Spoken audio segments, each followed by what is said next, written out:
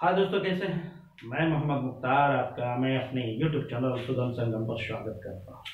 आइए दोस्तों, आज हम भारत के भूगोल में एक महत्वपूर्ण अध्याय भारतीय वन सर्वेक्षण पे हम बात करने वाले हैं। अब आप कंफ्यूज हो, इससे पहले हम बता दें कि इसे कुछ समय पहले हमने भारतीय वनस्पति सर्वेक्षण पर भी एक वीडियो अपलोड किया था।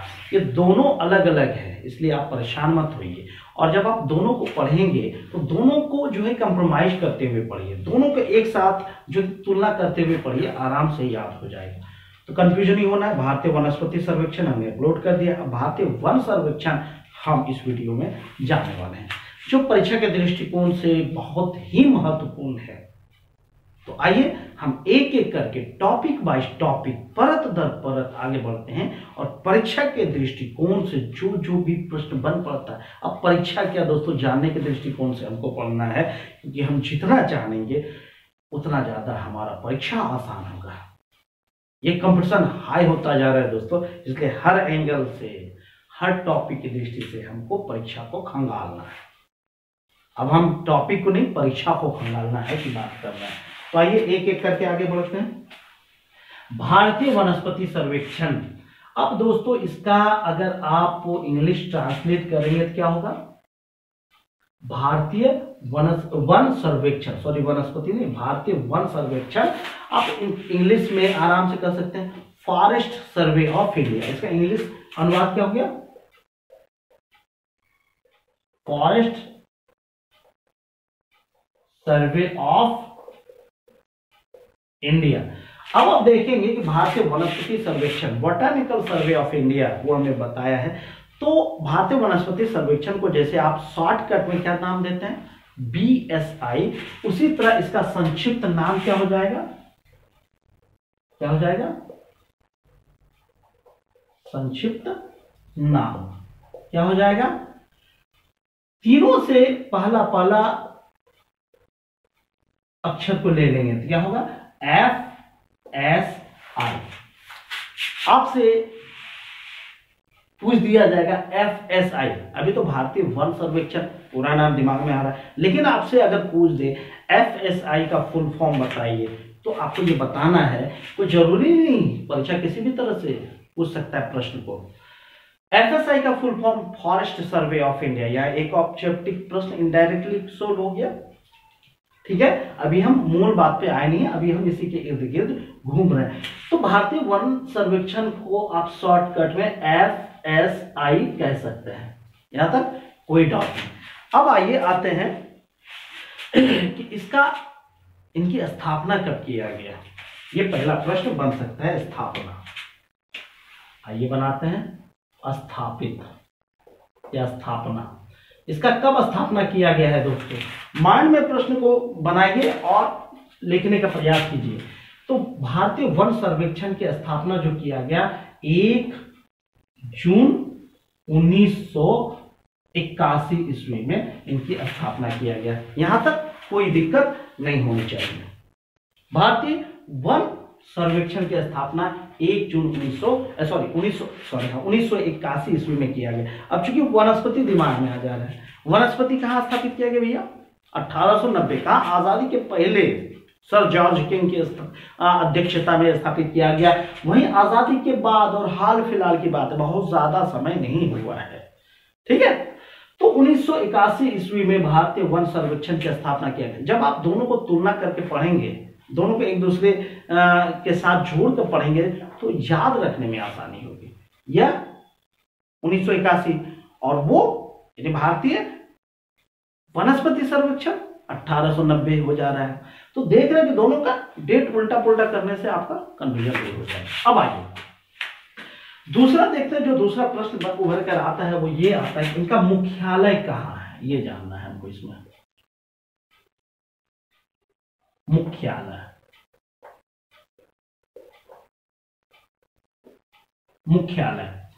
भारतीय वन सर्वेक्षण का मुख्यालय कहां है दोस्तों?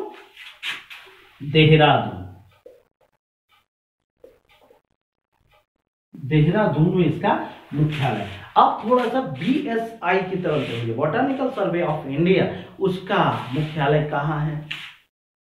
तो हम तुलना कर रहे दोनों, उसका मुख्यालय कोलकाता है और इसका मुख्यालय देहरादून है। इस तरह का दिमाग में रखेंगे तो कंफ्यूजन नहीं होना है। बोटानिकल सर्वे ऑफ इंडिया का मुख्यालय कोलकाता यानी पश्चिम बंगाल में है और इसका मतलब FSI का मुख्यालय देहरादून यानी उत्तराखंड में है। इन्हें कोई दिक्कत नहीं होनी चाहिए। अब देखिए इसका क्षेत्रीय मुख्यालय ये जानना है, ये भी जरूरी है, पूछ देगा कि FSI भारतीय वन सर्वेक्षण का क्षेत्रीय मुख्यालय की संख्या कितना है, क्षेत्रीय मुख्यालय की संख्या कितना है, तो इनकी संख्या 4 है दोस्तों। और वही BSI का मुख्य जो है कि क्षेत्रीय मुख्यालय की संख्या कितना है वो आप कमेंट बॉक्स में चाहें तो इसमें बता सकते हैं, हर बात हम यहाँ नहीं बताएंगे। इसके क्षेत्रीय मुख्यालय की संख्या 4 है। इसको याद रखने का हम ट्रिक भी बताने वाले हैं। 4 कहाँ है वो देख लीजिए, शिमला,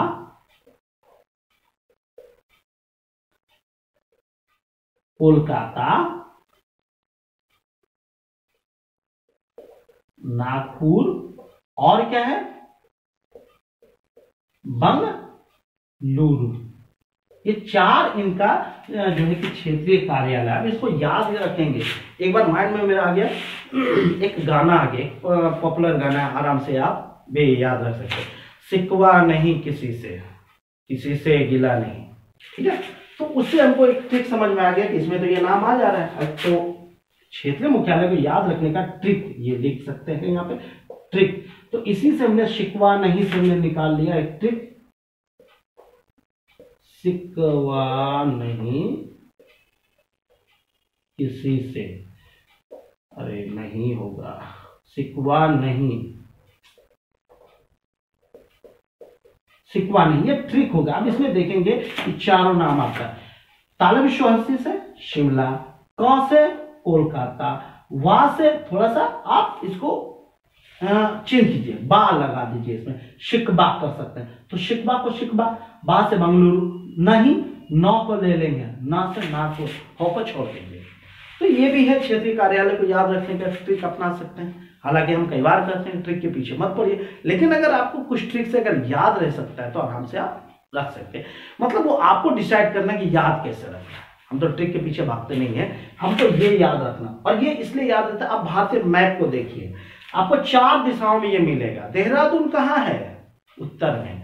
नागपुर कहाँ है, महाराष्ट्र में। शिमला देख लीजिए किधर है, और कोलकाता देख लीजिए किधर। आप देखिए भारत का एक करीब करीब पूरा हिस्सा समाहित हो जाता है, चारों दिशाएं आ जाता है। तो क्षेत्रीय कार्यालय 4 है, शिकवा नहीं, शिमला, कोलकाता, नागपुर, बंगलुरु, ये 4 क्षेत्रीय कार्यालय हो गया इसका। अब आइए देखते हैं ये अधीन किसके अधीन आता है, ये हमको देखना है, ये भी तो जानना जरूरी है। अधीन ये किसके अधीन आता है। तो जैसे आप BSI में देख रहे थे, सेम ये उसी के अधीन आता है। चूंकि भाई वन वाला काम है, वहां पे वन वाला काम होता है, तो मालिक तो किसी को बनाना पड़ेगा ना, सबके लिए अलग अलग मालिक तो बना नहीं सकते। तो उसी तरह ये भी भारतीय वन सर्वेक्षण भी आता है, वन एवं पर्यावरण मंत्रालय,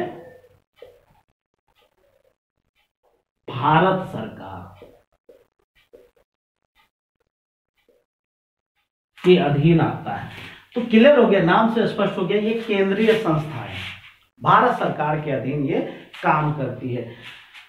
BSI और FSI में पूछा जाए कि दोनों में एक समान बातें आप बताइए क्या है, तो समान बातें अभी आप समझ पा रहे होंगे। दोनों में समान बातें ये है कि दोनों केंद्रीय संस्थाएं हैं और किस मंत्रालय के अधीन है, वो वन एवं पर्यावरण मंत्रालय। कई बार पूछता पर्यावरण एवं वन मंत्रालय, वो ऑप्शन देख लेना है, पर्यावरण एवं वन मंत्रालय या वन एवं पर्यावरण मंत्रालय, जो भी हो।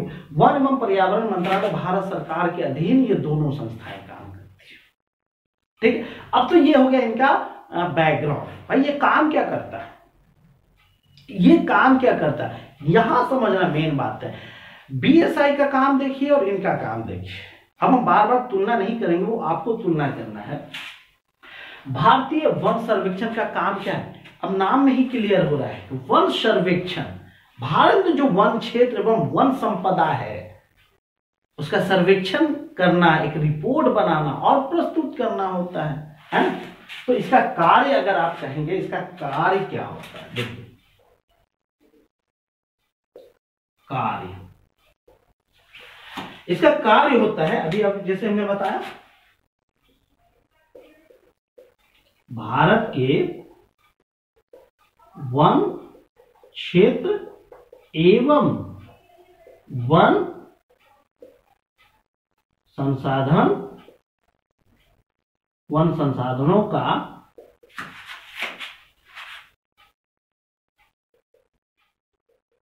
सर्वेक्षण एवं रिपोर्ट प्रस्तुतिकरण करना होता है। अब ये आप कहेंगे कि वन तो दोनों में, वन क्षेत्र और वन संसाधन में कहां आप फंसा रहे हो उनको, ये समझिए, इनको थोड़ा कंफ्यूजन दूर कर दीजिए। वन क्षेत्र मतलब जिस एरिया या जो एरिया भारत के वन के लिए निर्धारित है कि यहाँ पे वन रोपण किया जाएगा, वो एरिया सम्मिलित रूप से वन क्षेत्र के अधीन आ जाता है। वन संसाधन मतलब वन के अधीन जो भी संसाधन या जिस एरिया में वन है, ये समझिए, पेड़ अगर लगा है तो वन संसाधन, उनका जो एरिया है वन क्षेत्र हो जाता है। क्षेत्र स्थान से क्लियर हो गया, तो क्लियर हो गया वन क्षेत्र और वन संसाधन।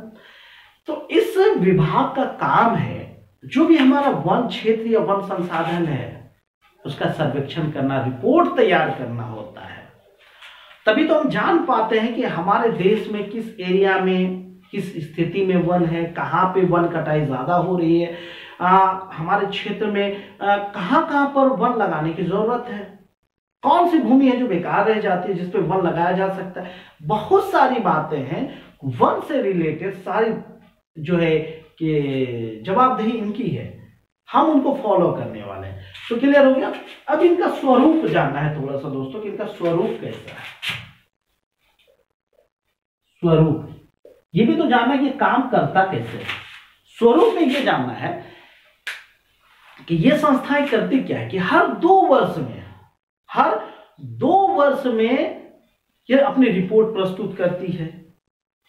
पूरा डाटा आपको मिल जाएगा। अभी पिछले साल 2021 में जो अभी ज्यादा दिन नहीं हुआ है गुजरने से, 2021 में इन्होंने अपनी रिपोर्ट प्रस्तुत की। तो क्लियर होगी इसका स्वरूप क्या है।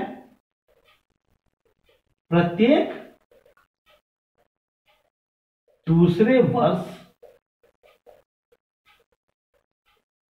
रिपोर्ट प्रस्तुत करती है, ये भारत सरकार के समक्ष प्रस्तुत करती है। अब ये कहेंगे कि प्रस्तुत भारत सरकार को कैसे करती है, क्योंकि ये अधीन आता है वन एवं पर्यावरण मंत्रालय के अधीन। जब हम संसद की हम पढ़ाई करेंगे, जब हम पॉलिटिकल साइंस में संसद की बात करेंगे तो उनको ये समझते हैं। देखिए कैसे कानून बनता है किसी भी चीज पे। FSI है, ये अपनी रिपोर्ट किसको देगा, वन एवं पर्यावरण मंत्रालय को। किसको देगा, जो इनका लीडर है, जो केंद्रीय मंत्री है उसको देगा। इसका अलावा कोई लीडर तो होगा, कोई मंत्री ही तो बनेगा ना। कैबिनेट मिनिस्टर जिसे आप कहते हैं वही इसका लीडर होता है। किसको देगा, वन एवं पर्यावरण मंत्रालय, वन एवं पर्यावरण मंत्रालय। अब इसके अधीन कौन होता है, कैबिनेट मंत्री होता है, कैबिनेट मंत्री होता है। यह इनको प्रस्तुत करती है। फिर यह किनको प्रस्तुत करती है भाई, कैबिनेट मंत्री कैबिनेट में प्रस्तुत करती है, ये इनकी जिम्मेदारी है, ठीक है ना। कैबिनेट यानी संसद को प्रस्तुत करती है, फिर संसद उस पर अपना कानून बनाती है। अब संसद में कैसे कानून बनती है वो हम बाद में बात करेंगे, संसद वाले टॉपिक में, ये भी बहुत दूर है, पॉलिटिकल साइंस की हम बात करेंगे। तो ये मूल बातें हैं जो कि भारतीय वन सर्वेक्षण पे हमको जानना है, ठीक है। और हमें नहीं लगता कि इससे बाहर कोई प्रश्न पूछा जाता। एक चीज और जान लीजिए, इसका नवीनतम रिपोर्ट भी आया है। आपसे पूछा जाए कि इनका नवीनतम रिपोर्ट कब आया है, एक टॉपिक ये भी बना देते हैं। नवीनतम रिपोर्ट कब आया है, तो आपका जवाब हो जाएगा 2021 ईस्वी में, एकदम करंट है, ठीक है ना। 2021 ईस्वी में इसका नवीनतम रिपोर्ट आया है। यहां तक कोई दिक्कत नहीं। आई होप कि आपको भारतीय वन सर्वेक्षण और भारतीय वनस्पति सर्वेक्षण से संबंधित अब कोई भी कंफ्यूजन नहीं रह जाएगा। तो दोस्तों, एंजॉय करते हुए पढ़ना है, लय बरकरार रखना है।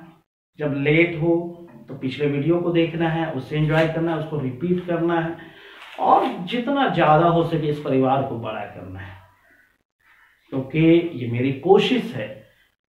हम आपको फ्री ऑफ कॉस्ट मुहैया करा रहे हैं। ये हमारी अंतरात्मा है दोस्तों। हम भी जॉब करते हैं, जॉब करने के बाद आदमी भूलने की शुरुआत कर देता है। तो क्यों ना ऐसा करें कि भूलने से पहले हम आपको सारे मटेरियल उपलब्ध करा दें।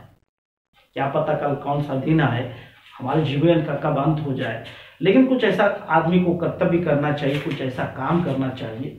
ये हमारी जिम्मेदारी है, ये हमारी रिस्पॉन्सिबिलिटी है। जो कुछ हमने पाया है वो दूसरों को मुहैया कराना है। अगर वो भी उतना ही स्ट्रगल करें तो हमारे पढ़ाई करने का कोई मतलब नहीं। तो दोस्तों, खुश रहिए, आबाद रहिए, जीवन में आगे बढ़िए, अपने गोल की ओर बढ़ते रहिए। Thank you. जय हिंद, जय भारत।